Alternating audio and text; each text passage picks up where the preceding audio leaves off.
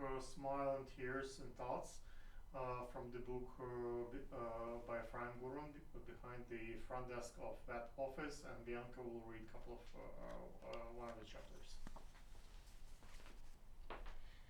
Based on my qualifications, I should teach veterinarians. I should write handbooks and manuals for them, even though I myself am not a vet. On the other hand, I have been blessed, or damned, to be close to this breed of professionals throughout my entire life. As a friend, as an advisor, a client, and a partner, and even a boss. I think it makes sense to paint a few portraits of the ones I have known, as I have seen these interesting creatures through my own glasses. Hello, Dr. Robert. Would you recognize yourself in the following sketch? I guess you probably will, even if I have changed your name in a few details. Dr. Robert was a chemical engineer until his mid-30s, when he understood that his profession would never satisfy either his salary, ambitions, or the whims of his heart. He looked around and realized that a veterinarian was exactly what he wanted to be. He took stocks of his savings, which were far behind the needed minimum to enter vet school here. Solution: he went to Spain, where compared to the US, the education was almost free.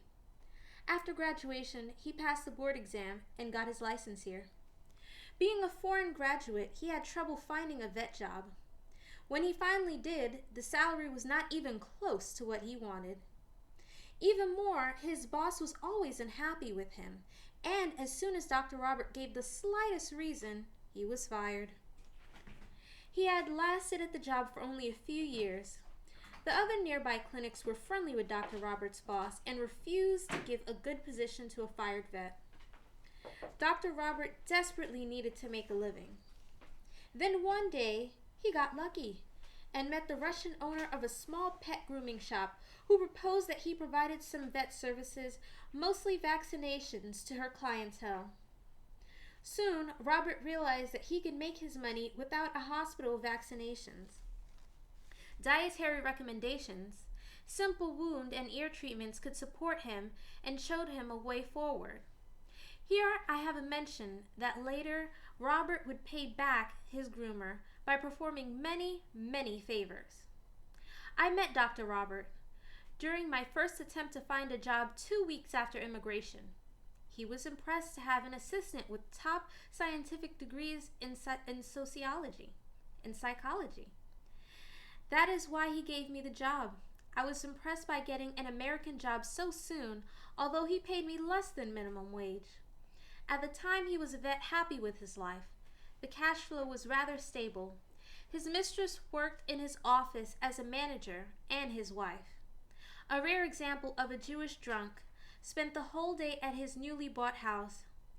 Do not worry, Dr. Robert. I haven't forgotten your hobby. I'm just getting into it.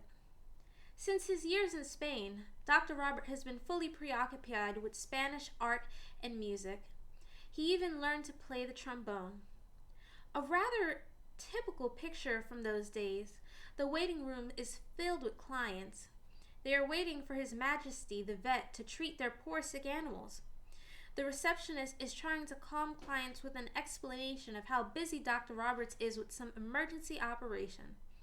While loud trombone music echoes through the waiting room, Dr. Roberts is playing a new opus in preparation for an event at a nearby synagogue. Once I was a witness to a very special situation. A guy brought in a cat for treatment of a rather severe disease. This time Dr. Robert was unlucky and the cat died the following morning. Dr. Robert could not reach the owner on the phone, and later he forgot about it altogether. It was the time for the final preparations for a new musical opus to be performed at the upcoming synagogue Purim Spiel. So he filled out the papers and sent the body to the crematory. A day or two later, the owner came in to visit his sick cat, and we weren't able to present the cat. The owner was a huge, strong guy with the manners of a mafia man. He grabbed Robert and gave him an ultimatum. Okay, I understand that the cat could die. He was old and sick, but I want to say goodbye to him. You have 3 hours to get me his body so I can give him a final kiss, or you'll be saying goodbye to your clinic," he bellowed. What to do? Robert ran to the crematorium.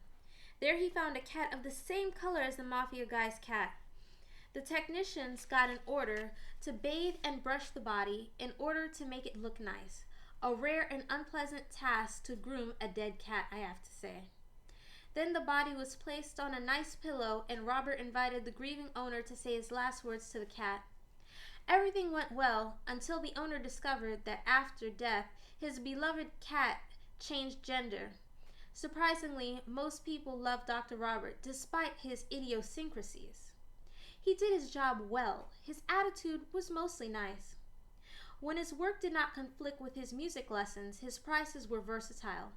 Sometimes he would look at a poor client and give him a symbolic bill, but he did not put his heart into his work.